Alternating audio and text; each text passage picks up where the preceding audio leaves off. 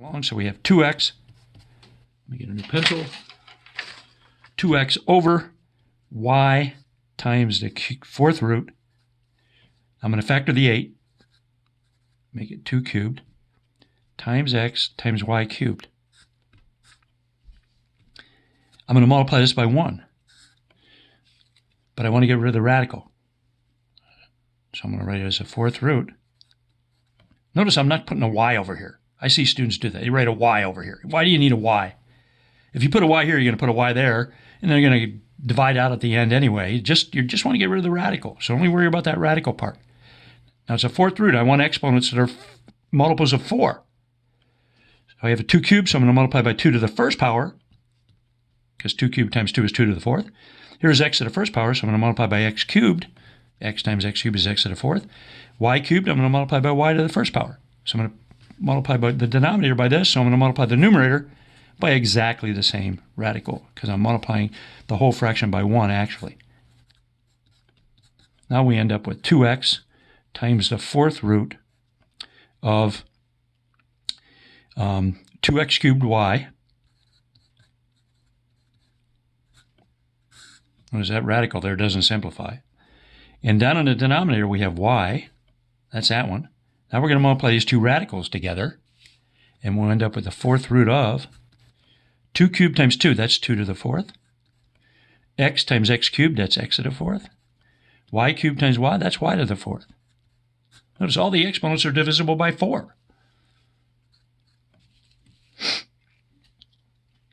So we'll have 2x times the fourth root of 2x cubed y, running out of room here, over y, and then times the cube root of 2 to the fourth is 2, the cube root of x to the fourth is x, the cube root of y to the fourth is y.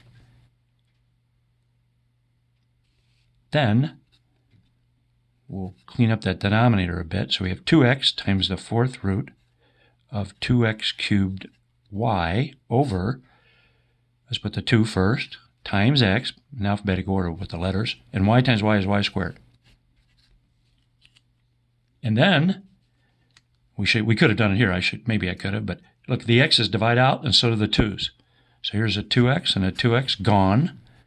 So we just end up with, let's see, the fourth root of 2x cubed y over y squared. Satisfies all three conditions. I'll let you check those. Okay? All right.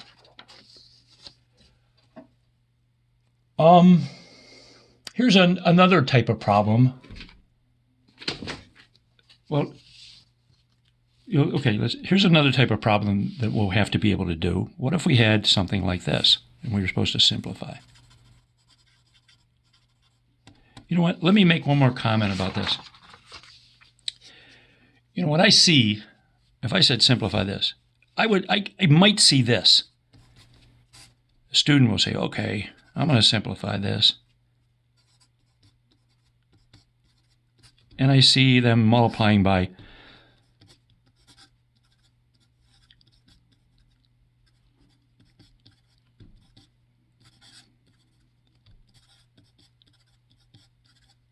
that's not going to work. You know, multiplying these two radicals together, these are fourth roots. I wrote a 3 for the index. But when you multiply these two radicals together, you don't get a perfect fourth power. You know, that's 2 cubed, that's 2 cubed. That's 8 times 8, 64. 2 to the 6th power. 2 to the 6th power is not a perfect cube. So don't do that. Sometimes I see students, when they're doing a problem like this, they only multiply the denominator by this, not the numerator. See, they picked this correctly. Don't do that. You got to multiply the numerator and denominator by the same thing, so you're multiplying by 1. Anyway, just a few warnings, caveats there. Okay, let's say we had one like this. And we're supposed to simplify that.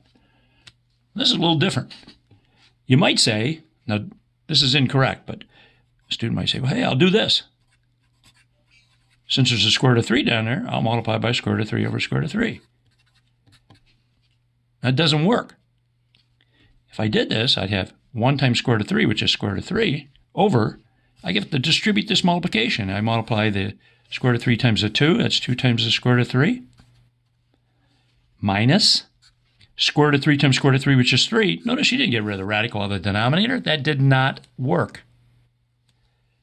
So we have to figure out a way of doing something to this fraction when there's two terms in the denominator like this, two terms like a binomial, so we can get rid of the radical. Now, by the way, when I give you ones like this, I'll never make this a cube root or a fourth root or a fifth root. That's way more complicated if we could even do it. It's only going to be, if there's one like this, there might be a square root here and a square root here, or just a square root in one of them. That's it. No radical, no cube roots or fourth roots or anything like that. But the problem is, how can I get rid of, what can I do to this so that I end up having no radicals in it? What can I do to this denominator that I'm allowed to do in mathematics and then end up getting rid of the radical? Well, I want to make sure everything gets squared. Recall that a plus b times a minus b equals a squared minus b squared. So when I have a binomial like this, if it's a plus b, I multiply by a minus b. If it's a minus b, I can multiply by a plus b, and I end up squaring everything. So if there's any square roots down there, they will be gone because you're squaring a square root, which undoes it. So for example, with this one, if I multiplied this by 2 plus the square root of 3, 2 minus the square root of 3, 2 plus the square root of 3, the conjugate, change the sign. Then you can FOIL it if you like. But by this property right here, you should know, because we've dealt with a lot when we were factoring, all you have to do is square the first term, the a and the b, and put a minus sign between them. So this is just going to be 2 squared, square that, square the 3, square the square root of 3, and put a minus sign between them. See, 2 squared minus the square root of 3 squared. That becomes 4 minus square root of 3 squared is 3. That's 1. No radical. So if you were asked to simplify this,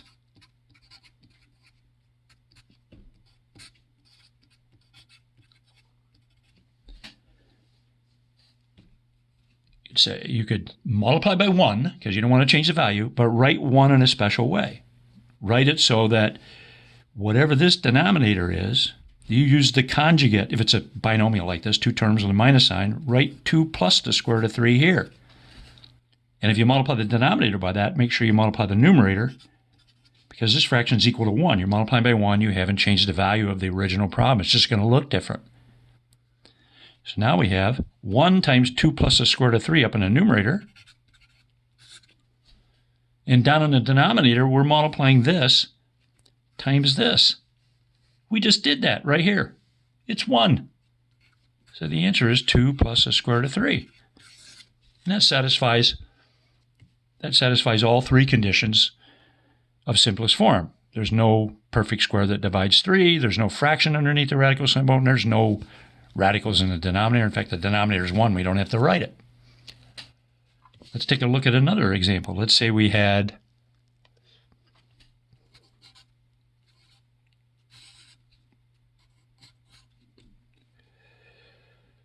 let's say square root of 10 minus, I'll make it a plus this time, plus 4, let's say. And you're supposed to simplify this one.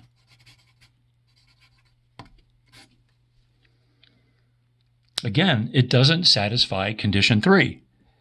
There's a radical in the denominator. So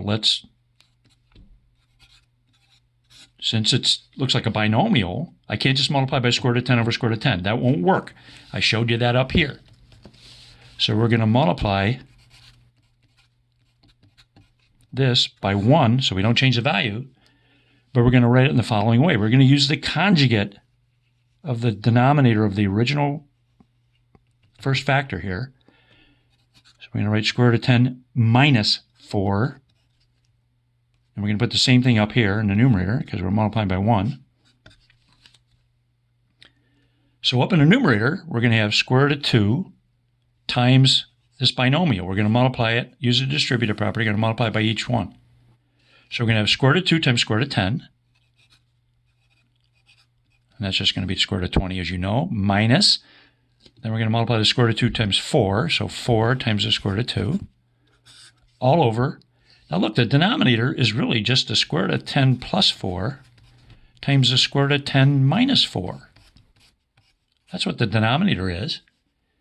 When you multiply these together, let's just use this property. If you want to FOIL it, you can, but all you have to do for this is square the square root of 10 minus square the 4. That's 10 minus 16. That's negative 6. You can almost do it in your head. So I'm going to get a negative 6 down here. I'm just going to put it right there, okay? Now, let's come over here and finish the problem. So we have, up in the numerator, we have the square root of 2 times 10, which is the square root of 20. You want to multiply those together using the product rule. Minus 4 times the square root of 2 over negative 6. We want to simplify. Square root of 20 is not in simplest form because 20 has a perfect square that divides it. It violates number 1 of the definition of simplest form. So let's write the square root of 20 as the square root of 4 times 5. And I'll skip a step. That's 4 times 5, and then we can write it as the square root of 4 times the square root of 5, or 2 times the square root of 5, minus 4 times the square root of 2. We can't simplify the square root of 2, all over negative 6, equals, that's 2, square root of 4, so we end up with 2 times the square root of 5, minus 4 times the square root of 2, all over negative 6. Now I can factor a 2 or a negative 2 out of the numerator. I think the book would probably factor out a 2. I'd actually factor out a negative 2. I'll show you that. See, I can take this negative sign, that's like a negative 1 times 6, and multiply the numerator by negative 1. In other words, make that denominator positive 6, and change the signs of both of these two. Make this one negative and this one positive. But let's just factor a 2 out of there and take a look at that first. I'll just factor a 2 out. So we have 2 times the square root of 5 minus 2 times the square root of 2. I just factored the 2 out of the numerator, all over negative 6. 2 goes into 2 once and 6 3 times, so that becomes a negative 3 down there. So we'd end up with square root of 5 minus 2 times the square root of 2, all over negative 3. Now, if you left the answer like that, that would be fine. Personally, I don't like all those negative signs, so I would say, you know what, I could write this negative 3 as negative 1 times 3, and then I could move that negative 1 up here like this.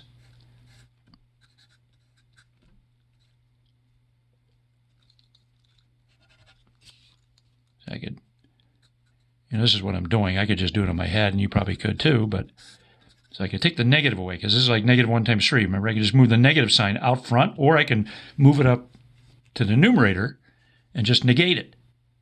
So we'd end up with negative 1 times square root of 5, which is negative square root of 5, which I'll write second. Negative 1 times negative 2 is 2, so I'll put, that's a positive 2 times the square root of 2, all over 3. I like that answer a little better, but that's okay. This is okay. I could have, as I told you, factored a negative 2 out, and I would have got directly to that. But there's another example of a problem in that's similar to problems in section 9.6. Let's do one more. I'm going to steal this one out of the book. Let's see, square root of 6. Simplify this. So we have square root of 6 minus 3. This is on page 653. Square root of 10 minus the square root of 6.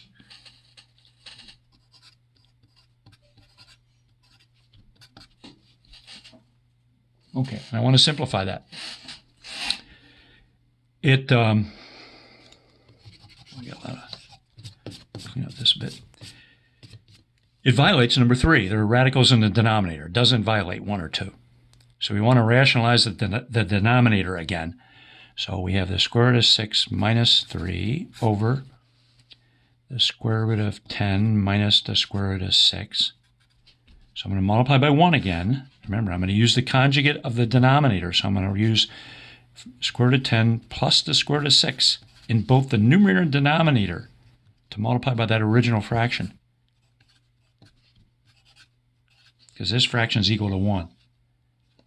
Now to multiply the numerator, there are two binomials. I got to FOIL those. So let me write the problem down again here. Let's see. So we're going to have in the numerator, it's going to be square root of 6 minus 3 times the square root of 10 plus the square root of 6. The denominator is easy. Now, I've done it a couple times, so I'm going to try to just skip the work here. I hope you understand why we get such an easy answer. But see, look at those two denominators. That's like a minus b times a plus b again. So when I multiply these two together, I'm just going to get the square root of 10 squared, which is 10, minus the square root of 6 squared, which is 6. So when I multiply these two together, you can FOIL it if you want. You can write it in a step or two, but all it's going to be is the square root of 10 squared, 10, minus the square root of 6 squared, 6. I showed you why. That's 4. There's the denominator. The numerator is what takes some work here. So we're going to FOIL this, because they're two binomials we got to multiply together here. So first times first, that's the square root of 6 times square root of 10. That's the square root of 60. If you want to leave it as 6 times 10, that might be a good idea, because it's partly factored. I'm going to do that, in fact. If you want to write it as 60, that's fine. I'm going to leave it as 6 times 10 for the time being. That's first times first. Outsides of these two, both are positive, so plus square root of 6 times square root of 6, 6. Insides of these two, negative times positive, minus 3 times the square root of 10. Okay? And then last times last, negative times positive, minus 3 times the square root of 6. All over 4.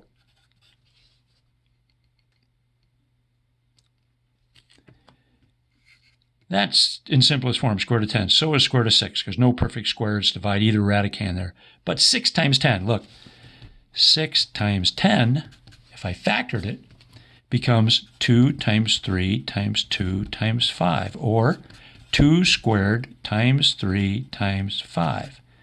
Perfect square, 4. It's also 4 times 15. If you wrote it as 60 and you look for the biggest square that divides it, it's 4. 4 times 15. But I factored it. So I'm going to replace the 60 with this. So we'll have, or the 6 times 10.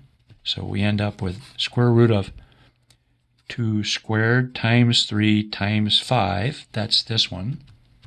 The rest of it stays the same, plus 6, minus 3 times the square root of 10, minus 3 times the square root of 6, all over that 4.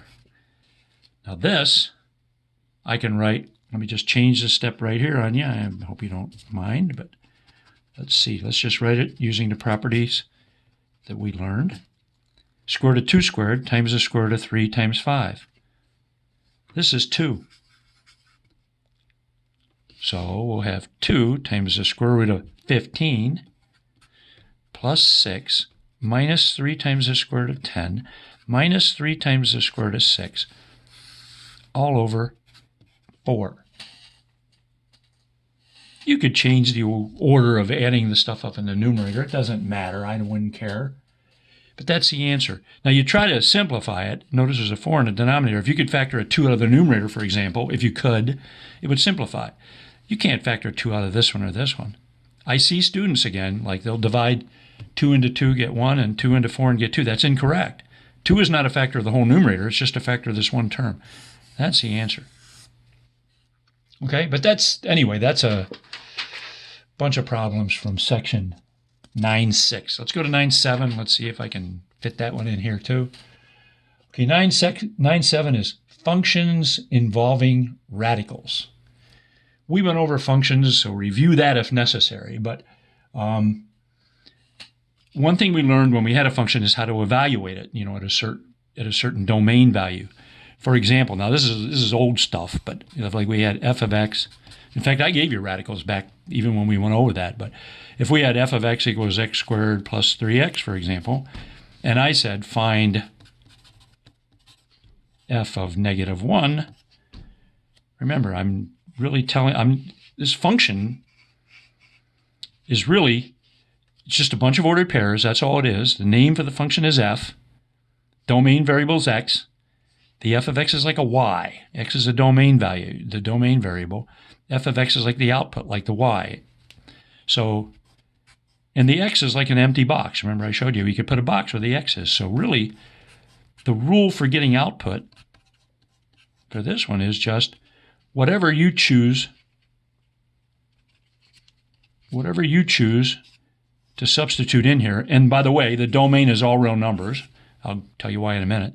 But once you choose a domain value, then the output, the y coordinate that goes with that x coordinate you just chose, is you substitute the domain value in, square it, minus 3 times the domain value, and that's your output. So for example, f of negative 1 would be negative 1 squared, plus 3 times negative 1, just substituting the negative 1 where the x is.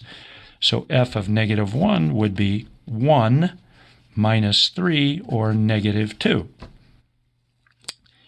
So, negative 1 was the domain value, and the corresponding range value was negative 2. That's one ordered pair. But f of negative 1 equals negative 2. That's all we were looking for right there.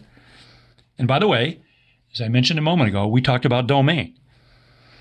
And I gave you this method for determining the domain of a function.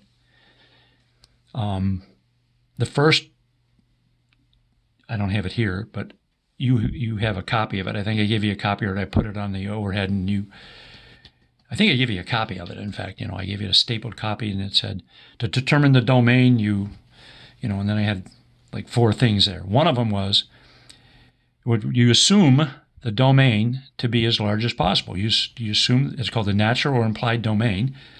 You assume the domain to be every value you can choose for the domain variable, substitute it into the function, and you get an output. You actually get an answer. You assume the domain to be as large as possible, unless there's a reason not to assume it to be as large as possible. I told you there were kind of 2 conditions, 2 ways that could happen. One, the domain may be given to you. Like if you had this problem, it might say right after it, x is greater than 0. So it's telling you what the domain, only substitute in numbers bigger than 0. Another reason for restricting the domain is in an application, like a story problem. If you wanted I think I gave you one where we found a formula for the area of a rectangle or of a square. We said, the area is x equal to x squared if x is the length of the side. And we said we couldn't choose x to be negative, for example. We'd want the side of the square to be greater than 0 if we actually wanted to form a square. So the domain, we could say, hey, it's greater than 0. But there were 2 other reasons that you would restrict the domain from being all real numbers. The first condition I gave you there was that if you have a function, for example, say f of x is 1 over x minus 2, if it's possible to end up with a division by 0 by substituting some number in, that's not allowed. So you restrict any values, you create a division by 0. Here the domain is all real numbers but 2. Notice x cannot equal 2. And we wrote that domain a lot of ways. I told you could write that. You can say all x such that x doesn't equal 2. You can put it in interval notation, etc. But that was the domain, But you're always careful about division by 0, and you restrict any values that create division by 0. Every other number is fine. We're assuming the domain to be as large as possible. We're only excluding that one value from the domain of this function. Another thing I told you to worry about is even roots of negative numbers. We've been studying radicals. The square root of negative 9 is not a real number. We don't know what it is at this point. We're going to define what it means. We're going to define a way of dealing with that, but that's not a real number. The 4th root of a negative number, for example, negative 16, that's not a real number. You can't take even roots of negative numbers. Now, cube roots, it's fine. You can have a negative number. The cube root of negative 8 is negative 2 because negative 2 cubed is negative 8. But negative 8. But you can't take the even root of a negative number. It's not real. The even root of 0, the square root of 0 is 0. The 4th root of 0 is 0. But any even root of a negative number is not real. So when you have a function that involves radicals, you got to be careful. Now, we've already done this. I didn't put it on the last test, but I already showed you this. So let's say we had some function. Let's say g of x equals the square root of 7 minus 3x, let's say. And let's say I ask you to do a couple things here. I ask you, one, to find or evaluate, find g of -1, let's say.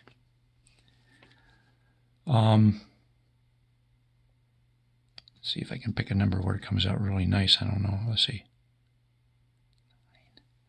Find g of -1. Let's say g of -3.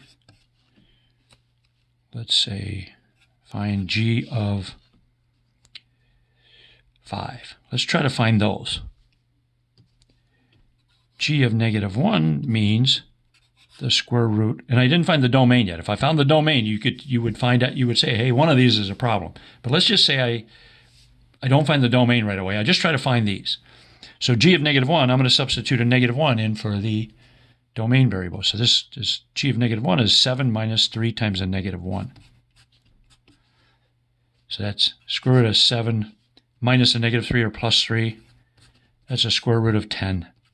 That can't be simplified. There's the answer. Let's find g of -3. That's the square root of 7 minus 3 times -3. That's the square root of 7 minus a -9 plus 9.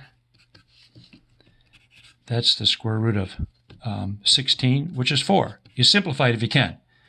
You know, if it would come out to be, if I'd get the square root of 8, I'd write it 2 times the square root of 2. So make sure you simplify it when you get the answer. But this one turned out nicely. It's a rational number. But when I try to find g of 5, we have square root of 7 minus 3 times 5. That's the square root of 7 minus 15. That's the square root of -8. That's not a real number. So g of 5 doesn't exist. G of -5 is not a real number. 5 is not in the domain. Number 2, let's actually find the domain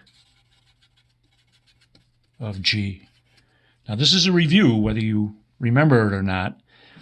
I showed you what to do when you have an e, and we're going to keep it real simple. It can be a lot more complicated than this, but we're just going to do simple ones like this. You know, square roots or fourth roots, and one of radicands that are nice linear expressions like this. I'm not going to put anything complicated or too complicated underneath the radical symbol for you to determine the domain. Let's find the domain of this g. Now remember, you can't take the square root of a negative number. That's why 5 is not in the domain. So what I have to determine is what numbers can I substitute in here for x, and the radicand turns out to be 0 or positive. So really what I'm asking when I'm looking for the domain is I want to find all values for x, find all x, such that that backward epsilon, such that 7 minus 3x turns out to either be a positive number or 0. I can take the square root of 0, I can take the square root of positive. How do we say this is positive or 0? We say it has to be greater than or equal to 0. And I just solved this inequality. Subtract 7 from both sides. Negative 3x is greater than or equal to negative 7. Divide both sides by negative 3, so I can eliminate that negative 3 from the left side and get x there. So I divide the right side by negative 3 also. Now remember, when you multiply or divide both sides of an inequality by a negative, the order changes. You switch this inequality symbol around to point the other way. So we end up with x is less than or equal to 7/3. There's the domain. You can write it like that. You could say all x such that x is less than or equal to 7/3, and put it in braces. That's set builder notation. You can say from negative infinity all the way up to 7/3. Remember, it includes 7/3, so we're going to put a bracket on this side. It's closed on the right side of this interval, and a parentheses on the other side. But there's the domain. But every time you find the domain of a square root function, or if this was the fourth root, same deal. These answers would be different. But if it was a fourth root or a sixth root or something like, an even root, same thing. You do the same thing.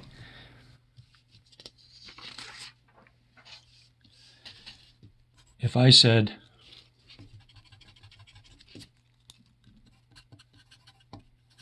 well, here, let me give you a function first. Let's say k of x equals the cube root of 5x plus 2. That's a cube root. I'm going to assume the domain to be as large as possible. I can take the cube root of any number. And because every number I substitute in for x into this expression right here, 5x plus 2, produces an answer, the domain here is all real numbers. I can substitute any number here because I can take the cube root of any number. So I could write an integral notation like that, for example. And you can find k of any number you want here. If we wanted k of 1, for example, it would just be the cube root of 5 times 1 plus 2. That's 5 plus 2, the cube root of 7, which is an irrational number. I can't simplify it anymore. Okay?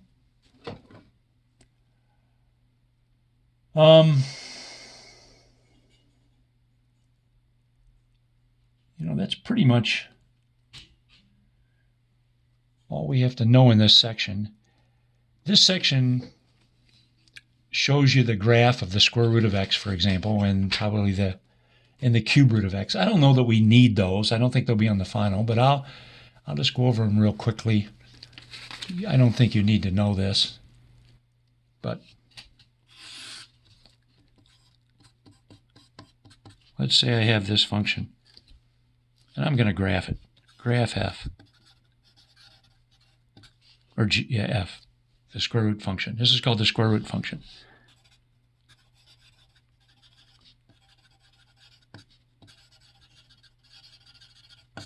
Okay. Now, at the level we're at, the only way when we run into something we don't really understand or already know what it looks like, we point plot. I talked about graphing with point plotting. What does that mean? It means we just get a whole bunch of ordered pairs, and then we kind of draw a curve through them. Does the graph really look like that? It's not, maybe, probably, but it not necessarily. It's, we don't know enough to really say it looks that way. So you just kind of believe what the book shows you or what I show you. Point plotting, is not always the best way of, is usually not the best way of graphing something. But let's get the domain first. Notice the domain. To determine that, I'm taking a square root, so I can only take the square root of positive numbers or 0. So I want to make sure that the radicand, which is just x, is greater than or equal to 0. There's the domain right there. You can write it a fancier way, but that's a domain. So let's make a table and substitute some values in. Since we can plug in 0, let's plug that in. We can plug in positive numbers. Let's plug in 1, and let's plug in nice numbers that give us nice answers. 4 and 9, let's say. So plug in 0, I get